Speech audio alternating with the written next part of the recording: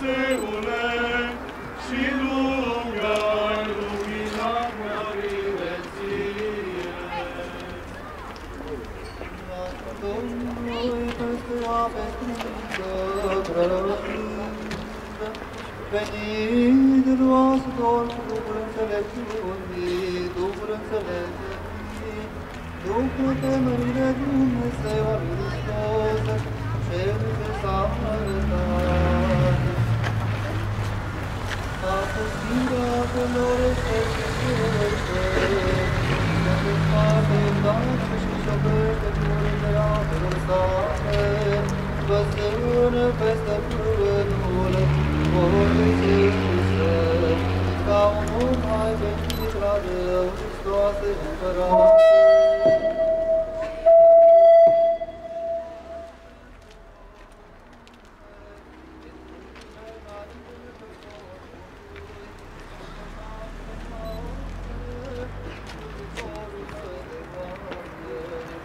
Slavă Tatălui și Fiului și Sfântului Duh, și acum și frumoasă, și în vecii vecii nemărginit. Vădicească celui ce crudem cu Sfântul, gătișoare Domnului, venit ai Domnul și dărâm, o tăcerâne cel ce nu știe tot, văzut de-a altele și s-a temut, cu tremuratul ca în pecătorul, i-a crezide, om valinas pe ficole cărvină, cum își atună locuri peste păcură, sfințește-mă pe mine și apele, Mântuitorul meu, cel ce-ai ridicat păcatele lumii. Înțelepciune! Veselește-te cu știu însetat, din prorocia lui Isaia citire. Să luăm aminte. Veselește-te cu știu însetat, să se bucure pustiul, ca și crinul să înflorească. Și va înflori și se va bucura pustiul Iordanului și mărirea Libanului, se va da lui cinste Carmenului. Și poporul meu va vedea slava Domnului, strălucirea Dumnezeului nostru. Întăriți-vă voi mâini slave și prindeți putere, germiți slăbănoși.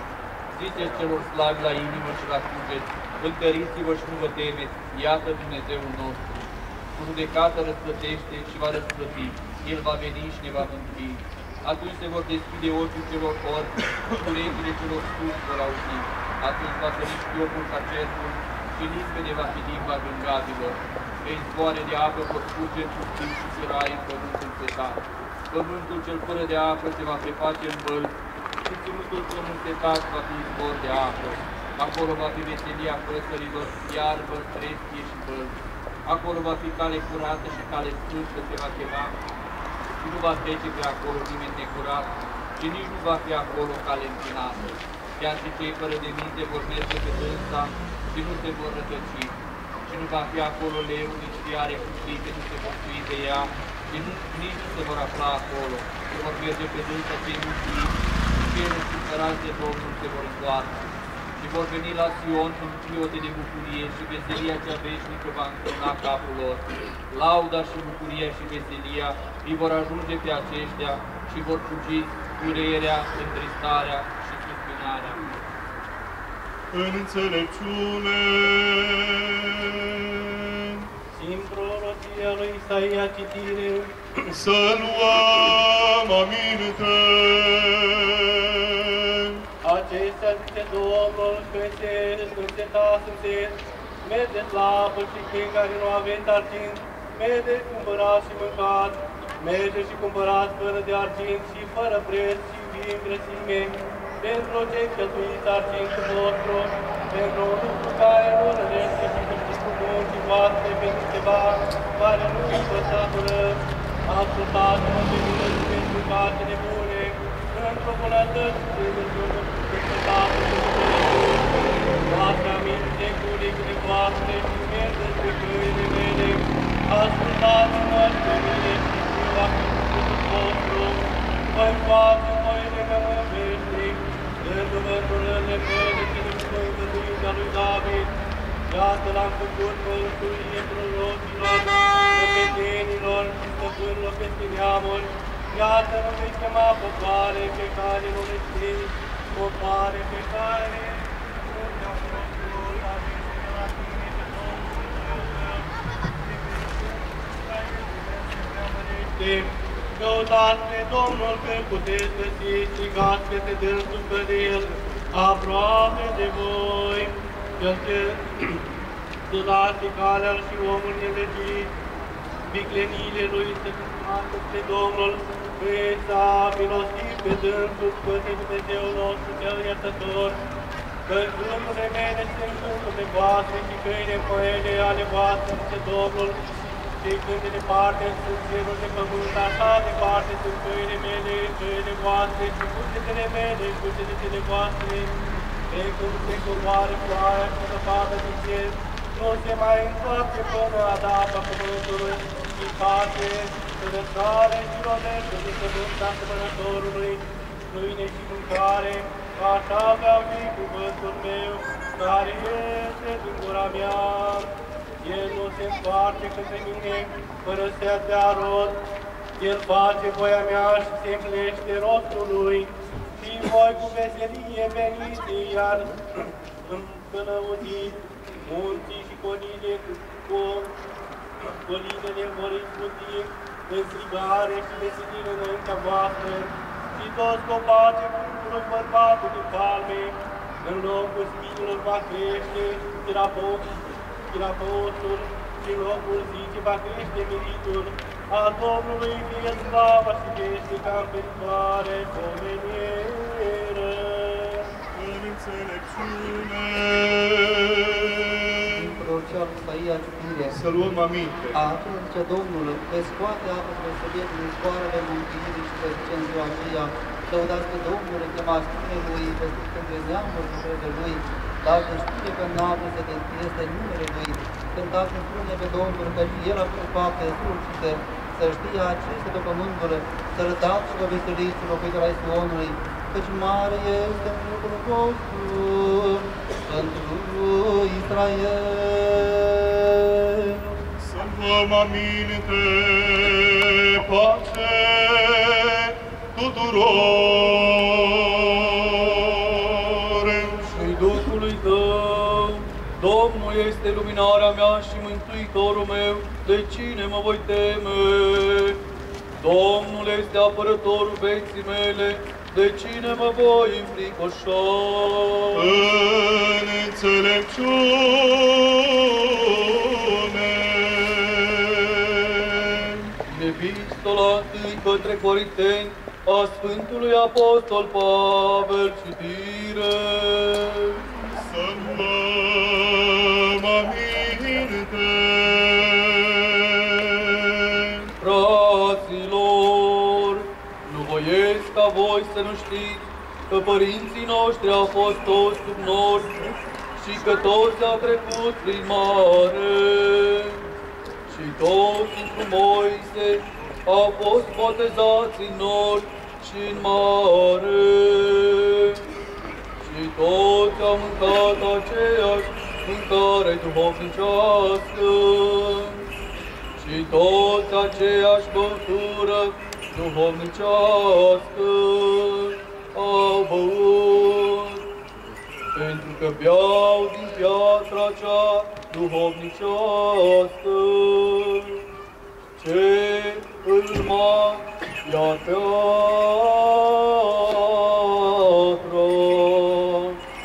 era Hristos. Pace ție, frate, cititorule, Și Duhului Tău, Aleluia, aleluia, aleluia.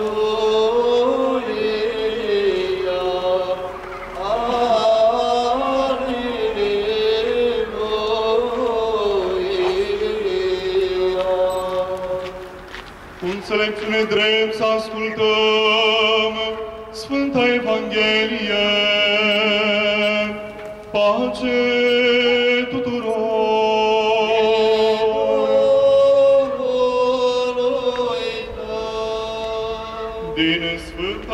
Evanghelie de la Sfântul Evanghelist Marcu. Citire.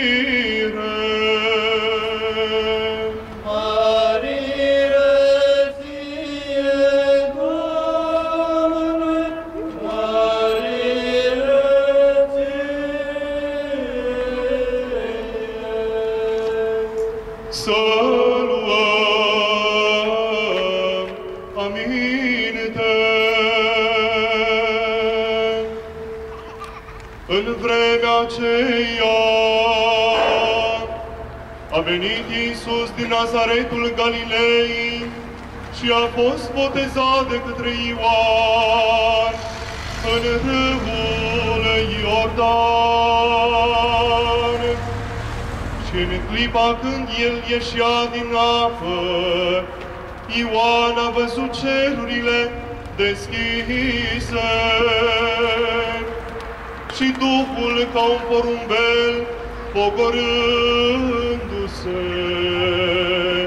peste dânsul. Și glas din ceruri s-a auzit zicând: Tu ești Fiul meu, cel iubit, în care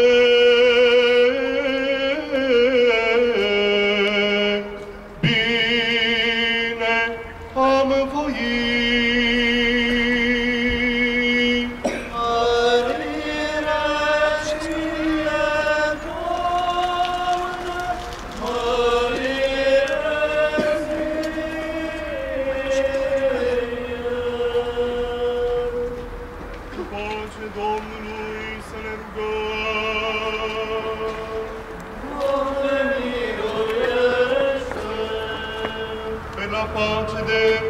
Del mondo intero per la prosperità delle sante chiese di Dio e per l'unione di tutti, preghiamo il Signore.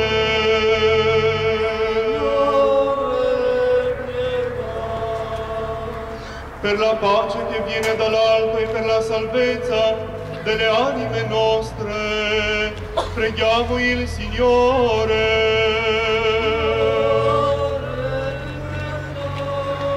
Pentru Sfântă Biserica aceasta și pentru cei ce cu credință, cu evlavie și cu frică de Dumnezeu intră și se roagă întrânsa Domnului să ne rugăm. Pentru preasfințitul nostru episcop Siluan, al Episcopiei Române Ortodoxe din Italia, pentru cinstita preoțime și cea întru Hristos diaconime, pentru tot clerul și poporul Domnului să ne rugăm.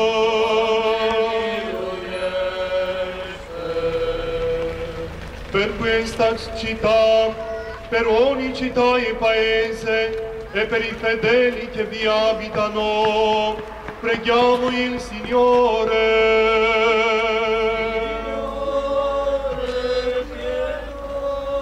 Pentru sfânt locașul acesta, țara aceasta și țara noastră, pentru toate orașele și satele și pentru cei ce cu credință locuiesc întrânsele, Domnului să ne rugăm. Per la salubrità del clima, per l'abbondanza dei frutti della terra, e per tempi di pace, preghiamo il Signore. Per i naviganti, i viadanti, i malati, i sofferenti, i prigionieri, per la loro salvezza, preghiamo il Signore.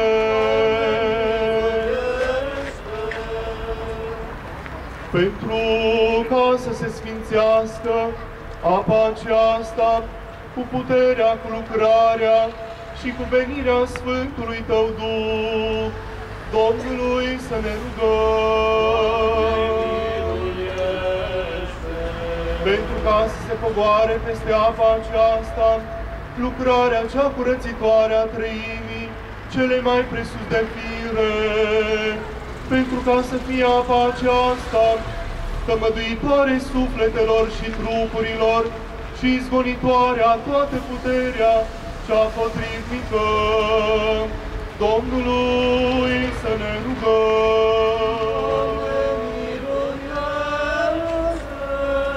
Pentru ca să se zdrobească Satana sub picioarele noastre și să se risipească tot sfatul viclean care se pornește asupra noastră, Domnului să ne rugăm.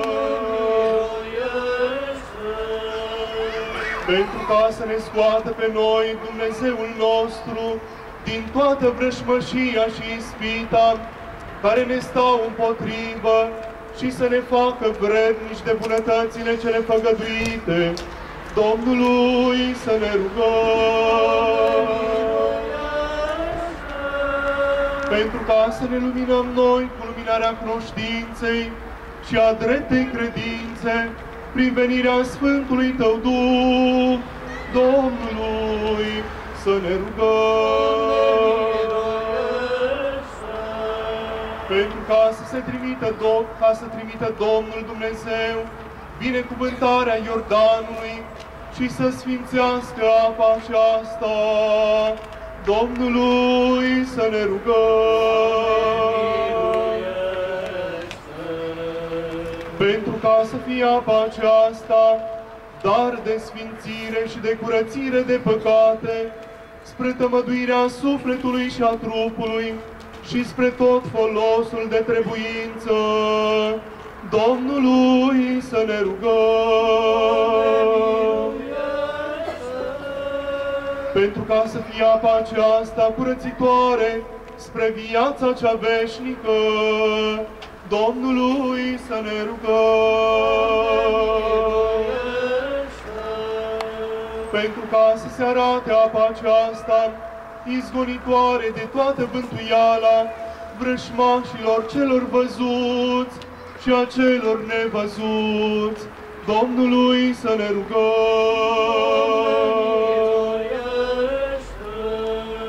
Pentru cei ce o vor lua și o vor primi spre sfințirea caselor lor, Domnului să ne rugăm.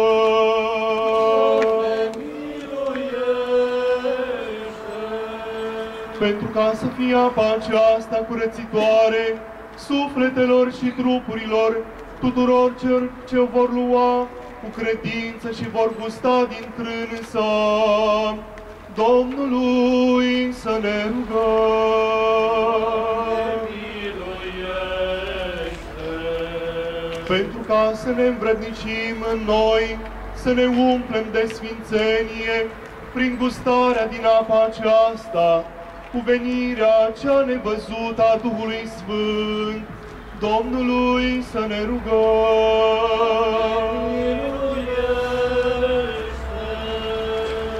Pentru ca să audă Domnul Dumnezeu glasul rugăciunilor noastre, ale celor păcătoși, și să ne mântuiască pre noi, Domnului să ne rugăm. Per essere liberati da ogni afflizione, colera, soccorici, salvaci, abbi misericordia di noi e custodiscici, o Dio, con la tua grazia. Facendo memoria della tutta santa, più che benedetta, sovrana la nostra Madre di Dio, e sempre Vergine Maria, raccomandiamo insieme con tutti i santi. Madre di Dio, abbi pietà di noi. Noi stessi e gli uni e gli altri, e tutta la nostra vita, a Cristo Dio affidiamo.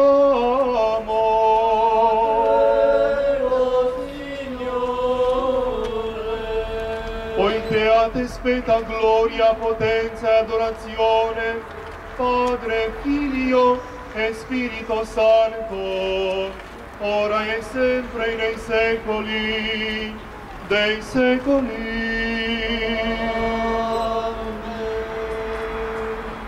Domnului să ne rugăm.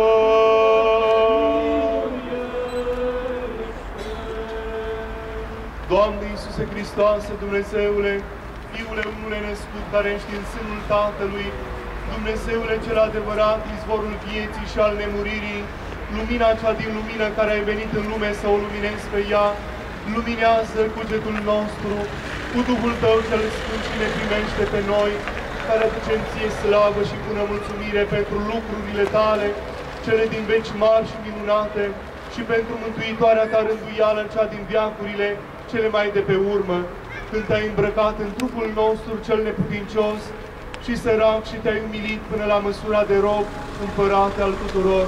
Suferit ai încă și a Te boteza în Iordan din mâna robului, ca sfințim firea apelor, Tu cel ce ești fără de păcat, să ne dai nouă cale către nașterea celei de-a doua, prin apă și prin Duh, și să ne întorci pe noi la slobozenia cea dintâi. Deci prăznuim pomenirea acestei taine dumnezeiești, ne rugăm Ție, Stăpâne iubitorule de oameni, Doamne, stropește și peste noi nevrednicii robii Tăi, după făgăduința Ta cea dumnezeiască, apa cea curățitoare, darul milostivirii Tale, ca să fie bine primită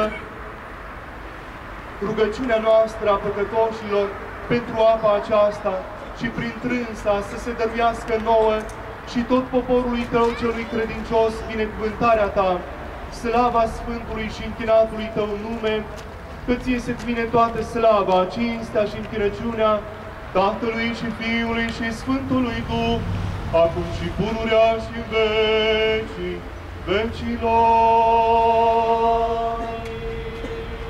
Domnului să ne rugăm.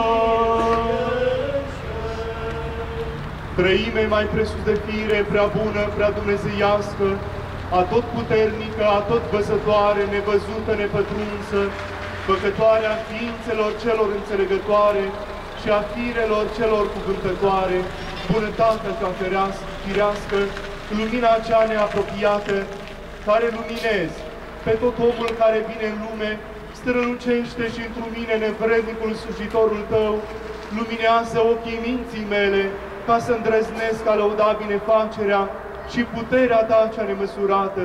Fie bine primită rugăciunea ce se aduce de mine păcătosul pentru tot poporul ce stă înainte, să nu oprească păcatele mele, venirea Sfântului Tău Duh aici, ci mă iartă, Doamne, Cel ce ești prea bun și îndurător, care strică către Tine fără o sândă și fără măsură grăiesc Ție acum. Te slăvim pe Tine, Stăpâne, iubitorule de oameni, atoțiitorule împăratele, Cel ce ești mai înainte de veci. Te slăvim pe Tine, ziditorule și făcătorule a tuturor. Te slăvim pe Tine, Fiule al lui Dumnezeu, unule născut, Cel ce ești fără de tată din mamă și fără de mamă din tată.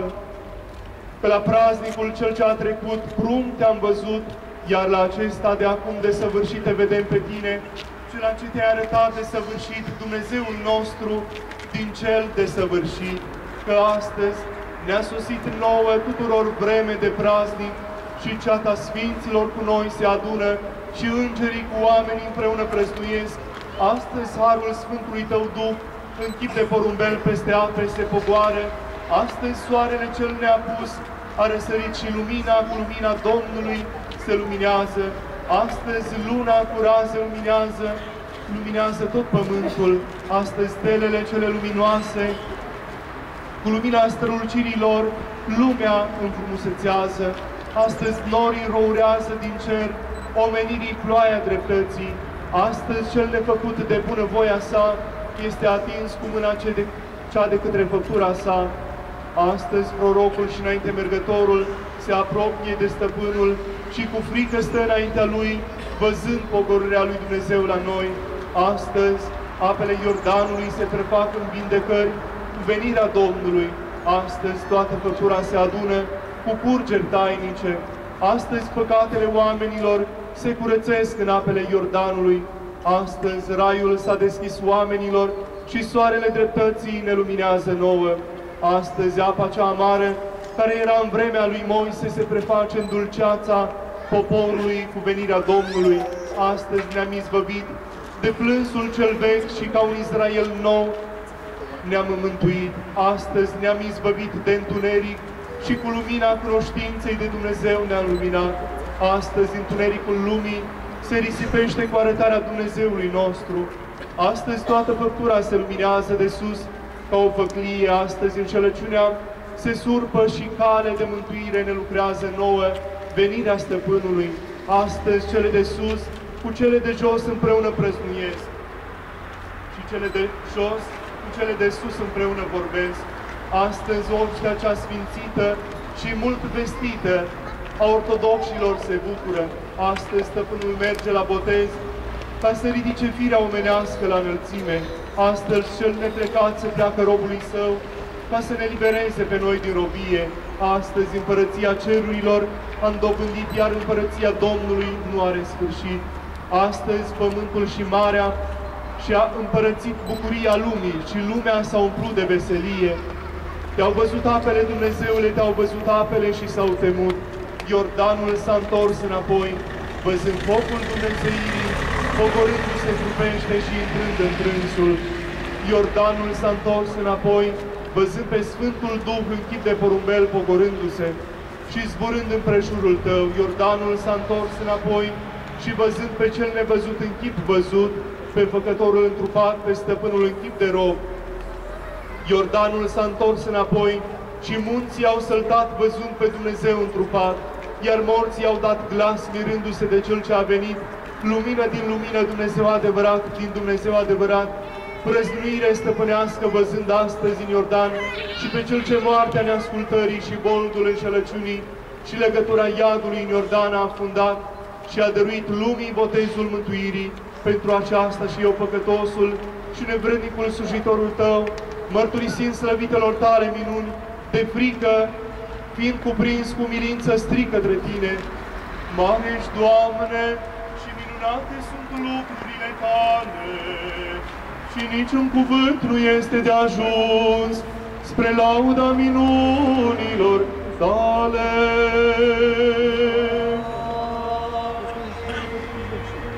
Grande sei, Signore, e meraviglie sono le tue opere, e nessun discorso non è sufficiente per lodare le tue opere.